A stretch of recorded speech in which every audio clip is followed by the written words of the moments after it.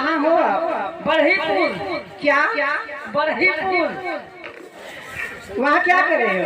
बरहीपुर में लहास जला थे, लहास। अच्छा, हाँ। घबरा जी वही घाटे तुम्हें आवे के बाद। हेलो। आज ही जल्दी आइए ना, परेशान ठंडक का मौसम है। परेशान हो, पूरा मेडिकल में उठा के लाओ, ठीक करना हो पे। अच्छा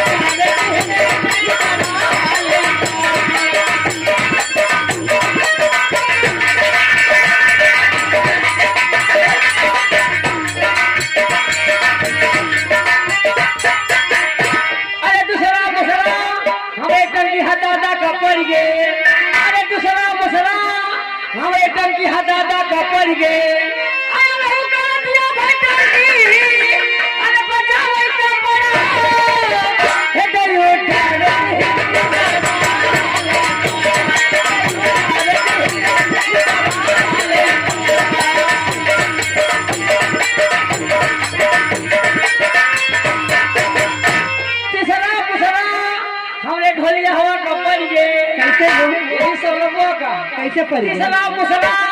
हमें ढोलिया हूँ कपई गे।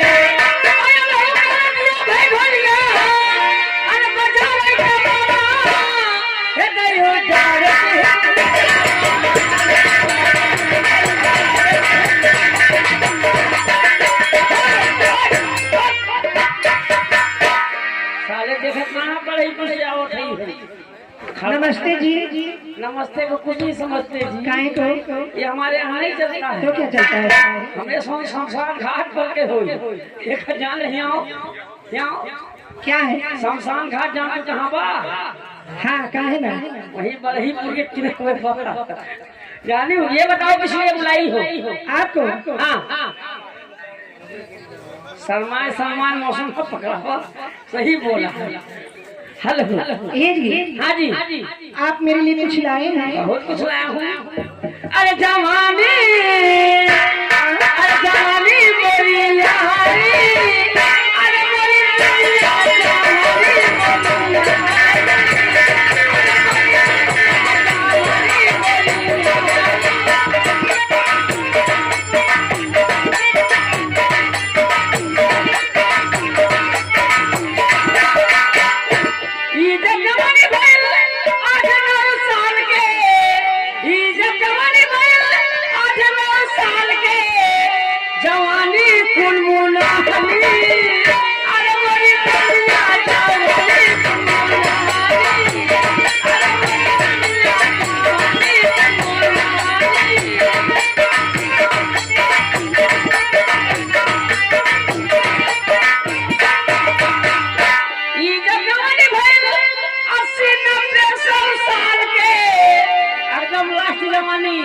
देखे नहीं लोग इतने दादा होते हैं वैसे बनारस से एकदम गोरखा वाले दादाजी।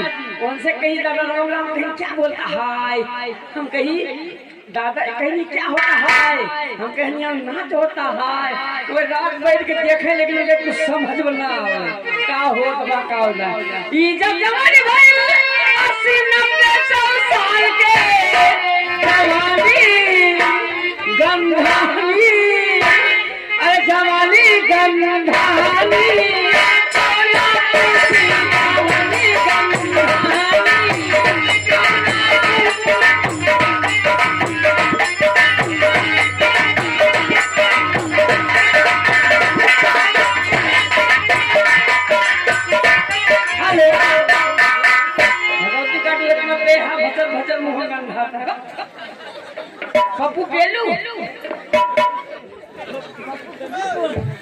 पप्पू तुलसीपुर ना है कहते पप्पू पुच्चीपुर मुझसे नीक तो बोली ना निकल दबा काओ कहते पप्पू पुच्चीपुर पप्पू तुलसीपुर के निवासी ये 10 रुपये का पुरस्कार है हमारे पास भैया को लाख लाख धन्यवाद है। यहाँ आओ कुछ लाई हो आपके लिए, हमारे लिए नहीं बल्कि भैया के लिए। बड़का भैया था नहीं वो है, लेकिन आराम से लेट के देख रहे कार्यक्रम। बड़के भैया वहाँ पे लेटे हैं।